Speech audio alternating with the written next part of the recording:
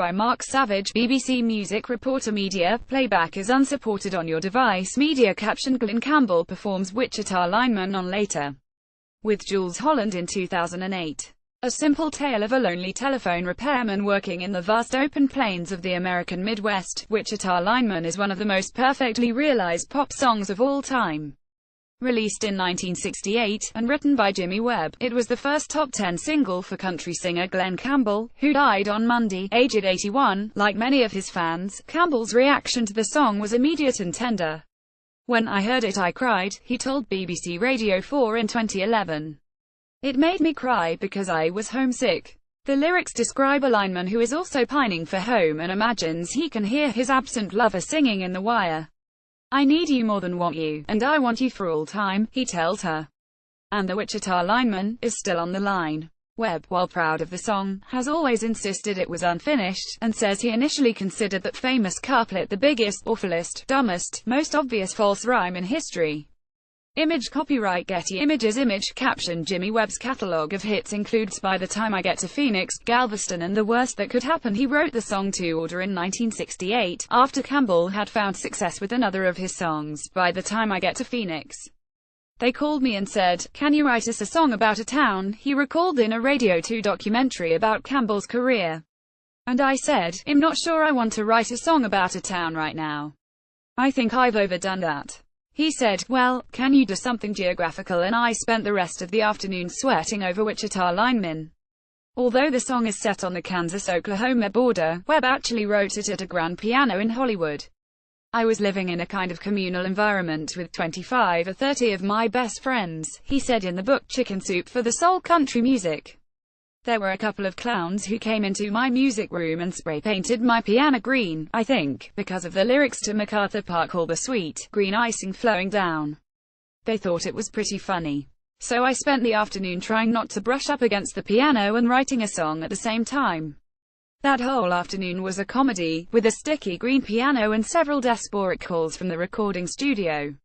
Image copyright Getty Images. Image caption: Lineman repaired phone lines and electricity cables, often working alone despite the inherent dangers. He had called up the image of a lineman from a childhood journey across the panhandle of Oklahoma. "There's a place where the terrain absolutely flattens out," he told the BBC. "It's almost like you could take a spirit level out of your toolkit and put it on the highway, and that bubble would just sit right there on dead center. It goes on that way for about 50 miles. In the heat of summer, with the heat rising off the road, the telephone poles gradually materialize out of this far, distant perspective, and rush towards you. And then, as it happened, I suddenly looked up at one of these telephone poles and there was a man on top, talking on a telephone. He was gone very quickly, and I had another 25 miles of solitude to meditate on this apparition. It was a splendidly vivid, cinematic image that I lifted out of my deep memory while I was writing this song. I thought, I wonder if I can write something about that blue-collar, everyman guy we all see everywhere, working on the railroad or working on the telephone wires or digging holes in the street.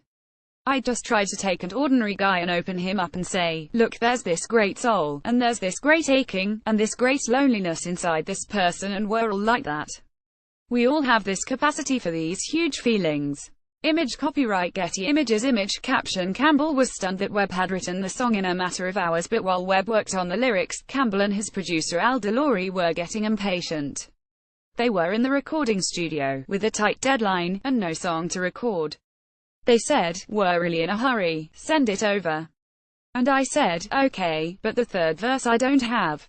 What Webb didn't know was that DeLaury's uncle had been a lineman in Kern County, California. As soon as I heard that opening line, he later recalled, I could visualize my uncle up a pole in the middle of nowhere. I loved the song right away. He wrote it for me in no time, Campbell agreed. Jimmy Webb is just that kind of a writer. He's such a gifted man.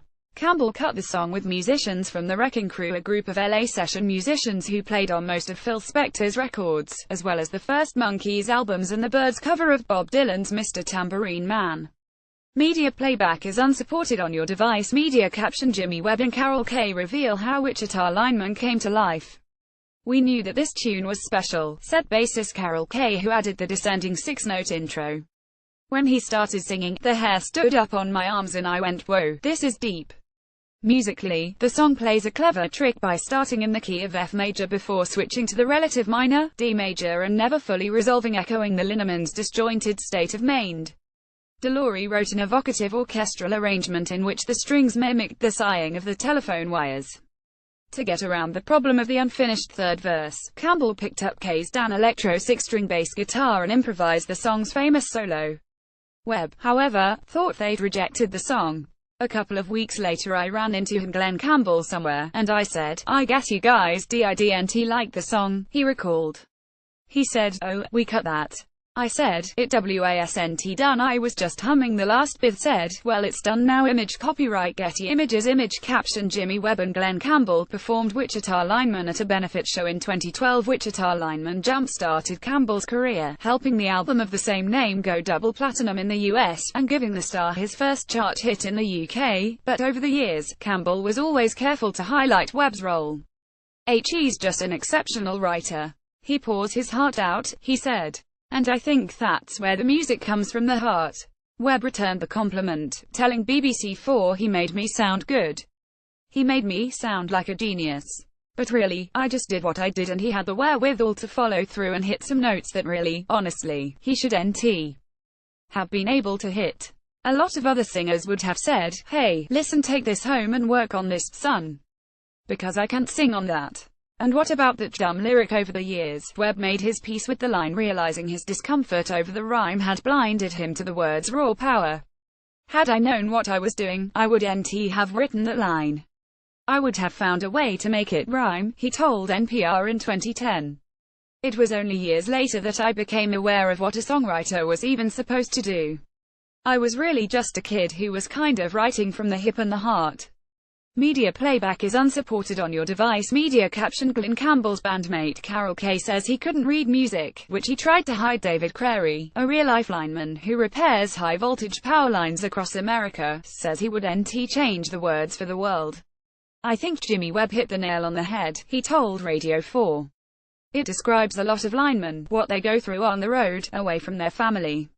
When I hear that song, or when I'm singing it, it brings lots of memories back of storms that I've been on, whether they're ice storms, hurricanes or tornadoes. The most important part is getting back to your family in one piece." Campbell, who spent the majority of his life on the road, had an equally personal connection to the lyric. "I want you for all time. I always say that to my wife because it cheers her up," he said. "We got some grown kids and they will say, 'Oh, you guys are like lovebirds.'" Follow us on Facebook, on Twitter at BBC Newsance, or on Instagram at BBC Newsance. If you have a story suggestion, email entertainment.news@bbc.co.uk.